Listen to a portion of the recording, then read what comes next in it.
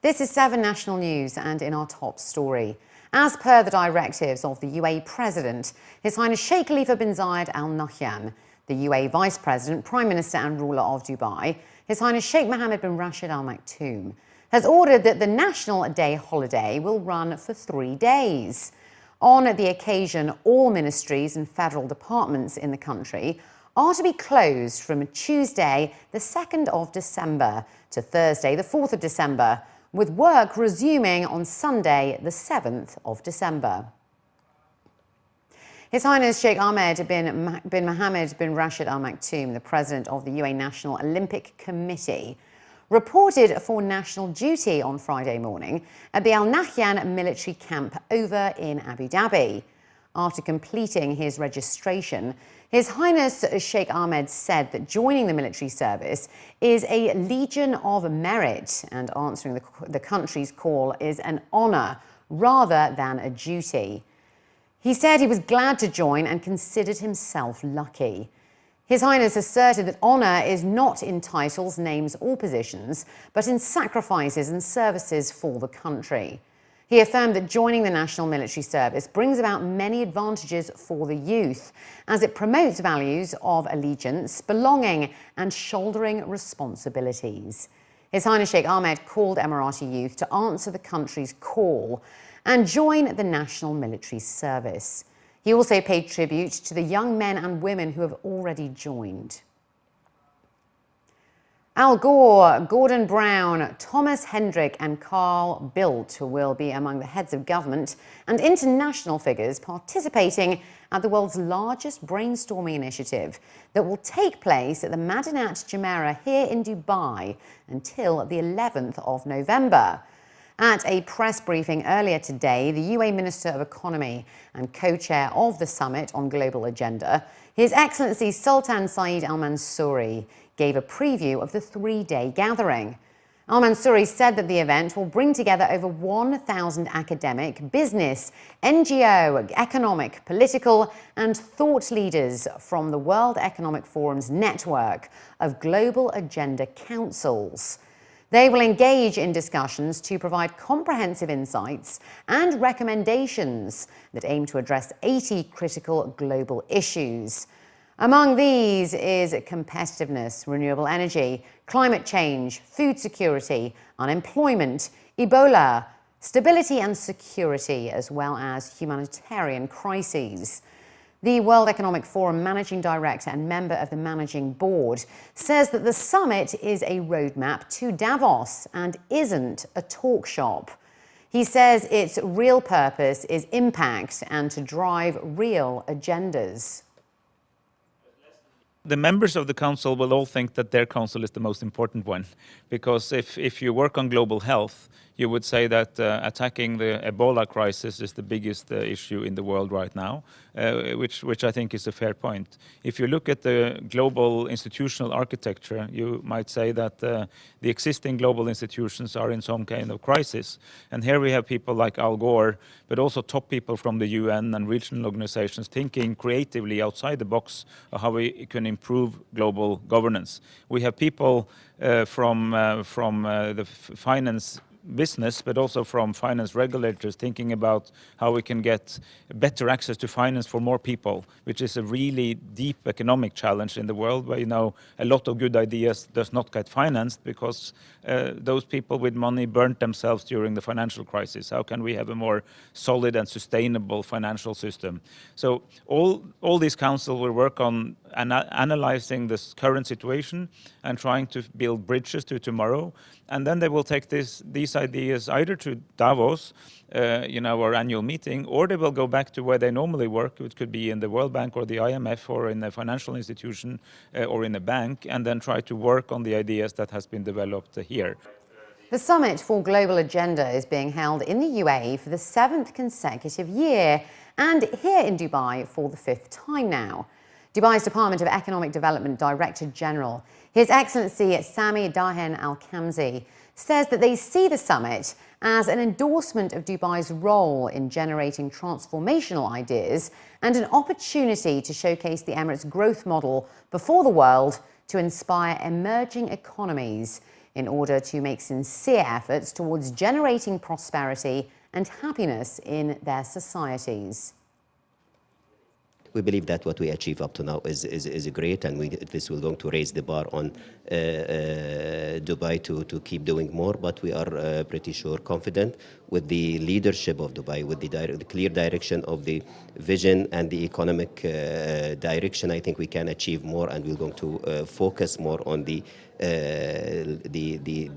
knowledge economies more to attract more quality and skilled people to come and contribute to this economy. Dubai is open to all economy. Dubai's economy is diversified in a very good way. And I think based on our strategic plan and strategy, we keep enhancing the performance of the existing sector, as well, trying to create some more new sectors like the Islamic economy to achieve the objective that's set for our government. The Emirates Identity Authority has announced that 5 of its customer services centres linked to the preventative medicine centres will remain temporarily closed for 45 days from the 9th of November to the 21st of December this year for renovation. The 5 centres are Al Gubaiba Centre, Al Nasir Centre in Sharjah, Ajman Centre, Al Fujairah and the Ras Al Khaimah Centre. According to news agency WAM, the closure is aimed at enhancing service standards, in line with the UAE's excellent government service programme, and eventually earning a 7-star rating after turning all of them into smart centres, which is a part of the comprehensive plan in order to develop all the customer service centres annexed to the preventative medicine centres, whose administration was handed over to the authority from EMAS. According to a statement, these centres will be brought on par with the other customer service centres of the authority. Emirates ID is calling upon its customers to visit the alternative centres at Al Date, south in Ras Al Khaimah, Sakamkam in Al Fujairah, Al Jurf in Ajman and Al Rahmaniya in Sharjah. The Roads and Transport Authority is calling on community members to be more aware of the risks of using mobile phones while driving. Engineer Hussein Al-Banna, the Director of Traffic at the RTA Traffic Roads Agency, was quoted as saying that the rising number of international studies cautioning against the risks of using mobile phones while driving has prompted them to gain support towards educating the public here about potential driving hazards. A recent study commissioned by the Virginia Tech Transportation Institute showed that 80% of crashes relate to drivers who have lost concentration in the last 2 or 3 seconds before a crash. Al-Banna added that some studies indicate that those using mobile phones when driving experience a 50% drop in their ability to react compared to those who don't. And the potential of involvement in a crash multiplies times 5 when the driver starts making a call via a mobile phone, even when using hands-free devices. He also revealed that Japan, Singapore and Portugal are among countries imposing a blanket ban on the use of mobile phones when driving, even with the assistance of additional gadgets. Other countries such as Britain, Australia, Belgium, Denmark and Switzerland allow the use of mobile phones when driving, provided it is through wireless headsets or accessories fitted onto vehicles, as is the case here in the UAE. The ongoing 6th edition of the Abu Dhabi Art amplifies the evolution of the Saadiyat Cultural District and offers a multidisciplinary experience, combining an art fair with a diverse public engagement programme of talks, exhibitions, performances and design, which reflect the cultural development of Abu Dhabi within a wider global context. Marking a critical moment in the UAE's cultural development ahead of the Louvre Abu Dhabi's opening next year, the first preview of the Guggenheim Abu Dhabi collection was also on display. Seeing Through Light is an exhibition which examines light as the primary aesthetic principle in art. It unfolds through 5 sections that examines light in various interactions: activated, celestial, perceptual, reflected and transcendent. From immersive environments that visitors can move through to painting, sculpture and video, illuminating the creative vision of the future of the museum. We're really happy. This is our 6th edition and it's happening again in November. As you mentioned, it's an annual event, so this is our 6th edition, and this year it's happening from the 5th till the 8th of November. And we're really excited. It's happening in Manarat Saadiyat, which is in Saadiyat Cultural District, which is the future home of the future three museums, the Louvre Abu Dhabi, the Guggenheim Abu Dhabi, and the Zayed Nasha Museum. The diverse programme also includes celebrating emerging Emirati talent through the Wings project and a section highlighting the initiatives of the UAE's non-commercial cultural entities. Performing arts are represented through an interactive experience associating hours and colours with video installations, sound explorations and performances. And the Modern, Contemporary and Design Galleries Hall represents the world's most innovative and established artists and galleries, enabling direct exposure to some of the world's leading artists. We brought a combination of works from our program. They're modern masterworks, so Brancusi, Motherwell, Shimon Antai, from various estates we represent, and also new works by some of our living artists. So it's a mix of contemporary and modern masters. If this fair is indicative of the fervency and the enthusiasm in the region, then definitely. This is our first year doing the fair, but it's been a tremendous experience from the beginning, and there's a lot of knowledge and interest and connoisseurship already developing. And I know it's in the first few years of collecting here, but still the fervency is pretty evident everywhere. Dubai's fashion crowd has a lot to look forward to with the arrival of Dutch fashion designer Iris van Herpen in the city. On Thursday night, the haute couture and ready-to-wear designer launched her first solo exhibition at the concept store Cartel in Al Circle Avenue. It is dedicated to independent fashion brands and emerging designers, where the daring and fashionable crowd in the country previewed the designer's ready-to-wear collection. The exhibit also showcased 8 haute couture pieces from Van Herpen's Voltage and Wilderness collections, which highlights her take on couture as wearable art. While Dubai sees many creative and bold fashion pieces, the event presented Van Herpen's technical and sculptural approach. She says in her first outing here in Dubai, she hopes to learn more about the local culture, to meet her customers from the region, and ultimately gain inspiration. For me, this is really getting to know a culture and getting to know my customer here as well. I really hope I can inspire women here with my work, and I really hope this is a continuous story where I will come back soon. To me, fashion is an expression of art. I really like combining different disciplines.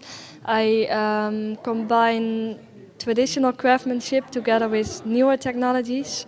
There's a lot of three-dimensionality towards it. I used to dance myself a lot, and I still get a lot of inspiration from dance. So the body, the movement, the transformation, the identity of a woman, they are all like the basic elements that are always somehow introduced within my work. And then architecture is a big influence. Iris says that she tries to create her own perspective of fashion by combining different elements. The exhibition is open to the public until the 12th of November. Sometimes I mix science, sometimes I mix biology. It's a really wide open world, and I really feel that I don't want to only focus on clothes. Like, the end product is not the reason I'm in fashion. It's much more about the process of creation. I have the idea that women are really drawn to the more architectural pieces within fashion. They have a really open approach to how they dress, and of course my work is really about mixing different disciplines like fashion and art and architecture, and I really feel that women here have interest in my work. And looking to other news now, Rumble Cycles' first hot rod, vintage car and bike meet. kicked off on Friday and attracted a whole host of enthusiasts across the Emirates. Owners, collectors and fans paid homage to old, bespoke and unique cars and bikes, and also used the event as a platform to network with like-minded collectors who gathered in 2 parking lots displayed with bespoke models. Rumble Cycles also handed out their wacky Rumbly trophies for the models that stood out the most. According to experts, there has been a notable increase in the bespoke automotive and bike culture in the region, and Rumble Cycles intends to regularly provide enthusiasts with a networking platform that is fun and educational all at the same time. There's a bit of fun associated to it. One of the main reasons is to just gather around like-minded people. I'm a biker, obviously, by excellence, and I thought that there's a community that is more or less untapped. I know there's a lot of people who own classic and vintage cars in the UAE, but it's the hot rod that I really wanted to bring together. I was expecting 3 hot rod owners today, so some of those cars showed up. And it's just beautiful to sit around and speak to these people about their passion, how much effort, time and money they put into creating these beautiful cars. And I just wanted to expand this, to have the hot rod car and bike community get together along with the classic cars, vintage bikes, as well as trucks. It's just beautiful machines built in the good old days, and at that time they built them with passion and soul. They built cars and bikes to last forever. Surely enough, there are cars that date from 1927 around here, and they're still going on strong. So really the main idea behind the event is to bring together this culture of classic, vintage and hot rod bikes and cars, and have a discussion and get together, and hopefully in the future be able to ride to different places together and just build on that culture and community.